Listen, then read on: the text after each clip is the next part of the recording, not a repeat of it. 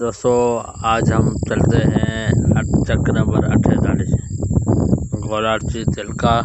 तो आप एक मिर्ज़ा फैमिली जो है वो मिर्ज़ा कौम की शादी है और हम वहाँ चलते हैं।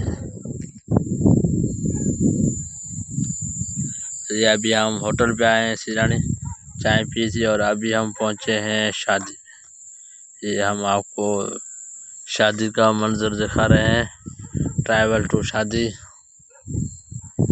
ये रास्ते में हमने वीडियो बनाई और ये हम आपको दिखा रहे हैं रणपट। देखो ये कितना सूखा हुआ है, दोनों तरफ जो है ज़मीनें गैर आबाद पड़ी हुई हैं। क्यों पड़ी हुई हैं? पानी कम है।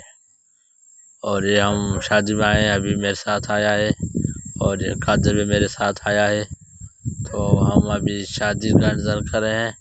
खाना बाद में दिखाएंगे, लेकिन देखने खाना जब सामने आता है तो कोई दिखाई नहीं देता यार, वीडियो भी नहीं।